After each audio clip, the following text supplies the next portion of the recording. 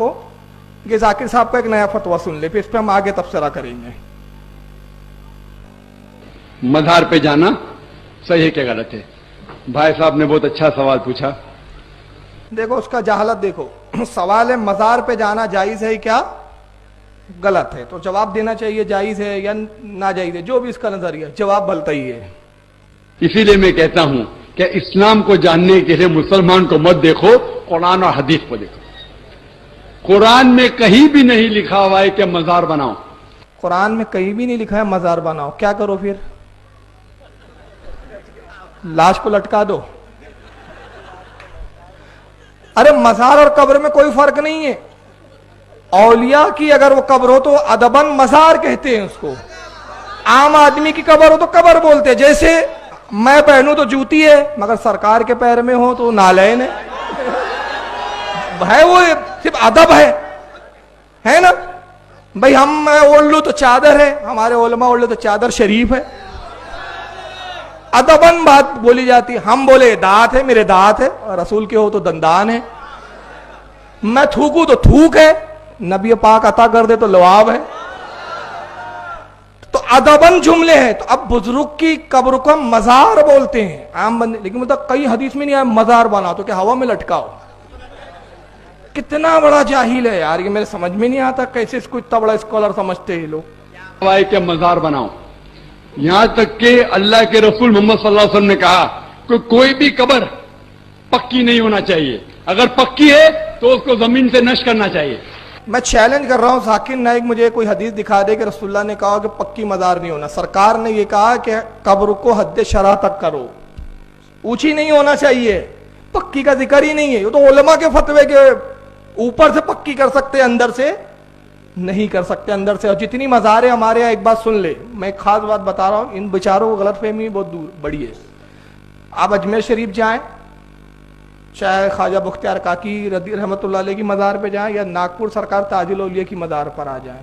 اور بامبے کا تو خیر آپ زیادہ بہتر جانتے ہیں، لیکن یہ تین مزاروں کے بارے میں میں کنفرم جانتا ہوں، اچھی طریقے سے جانتا ہوں. یہاں کے خداموں سے میرے تعلق ہے، ان سے باضابطہ بات ہوئی. تو جتنی مزار ہے ہمارے بزرگان دین کی، یہ اندر سے کچی ہوتی ہے، اوپر سے لکڑے کا وہ تابوت ہوتا ہے نا. ماہم شریف میں بھی دیکھیں حضرت، میں اس لیے پہلے عرض کیا کہ بامبے والے بہتر جانتے. اب حضرت نے بتایا کہ ماہم شریف، تو ہمارے ہاں اولیاء کی بھی مزار عموماً کچی ہوتی ہے، لیکن اگر اوپر سے ایک بالی سے زائد نہ ہو اور اوپر سے پختہ کر لی جائے تو وہ بھی جائز ہے.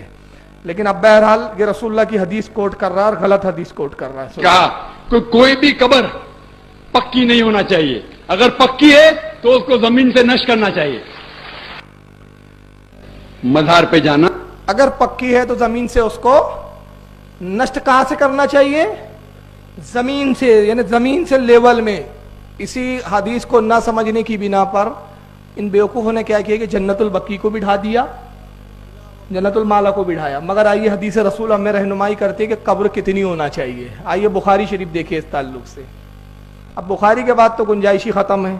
بخاری شریف جلد نمبر 1، اس کا باب ہے ما جاء فی قبر النبی صلی اللہ علیہ وسلم و ابی بکر و عمر. رسول اللہ صلی اللہ علیہ وسلم کی قبر مبارک، ابو بکر صدیق اور حضرت عمر کی قبر مبارک. یعنی حالانکہ حدیث امام بخاری نے جس مزار کے تعلق سے لایا اور رسول اللہ کا ہی روضہ اقدس ہے، رسول اللہ کی مزار اقدس ہے، لیکن حضرت عمر اور ابو بکر کا بھی باب میں ذکر کر کے یہ اشارہ کر رہے ہیں کہ جس طرح رسول اللہ کی قبر مبارک تھی ویسی ابو بکر اور حضرت عمر کی بھی تھی. اب حدیث لاتے، حدیث نمبر 1301، انہوں نے پوری سند بیان کی امام بخاری نے. حدثنا محمد قال اخبرنا عبد اللہ قال اخبرنا ابو بکر بن عیاش عن سفیان التمار. وہ کہتے ہیں حدیث بیان کی ہم سے محمد نے، انہیں خبر دی عبداللہ نے. وہ کہتے ہیں ہمیں خبر ملی ابو بکر بن عیاش سے، اور وہ کہتے ہیں کہ روایت کیا سفیان تمار، حضرت سفیان کھجور بیچنے والوں نے. انہو حدثہ، اور ان سے حدیث ہے انہو رعا قبر النبی صلی اللہ علیہ وسلم مسنما. حضرت سفیان تمار کہتے ہیں کہ میں نے نبی پاک صلی اللہ علیہ وسلم کی مزار اقدس کو دیکھا، وہ اونٹ کے کوہان نما تھی. اونٹ کا کوہان کیسا ہوتا ہے؟ اونٹ کی پیٹھ تو زمین دوست تھی کیا یہ اونچی تھی؟ اور آپ اور ہم قبر کیسے بناتے؟ ویسی بناتے. اور یہ کیا کرتے ہیں؟ برابر کرتے ہیں. تو حدیث پر عمل ہمارا ہے کہ ان کا ہے؟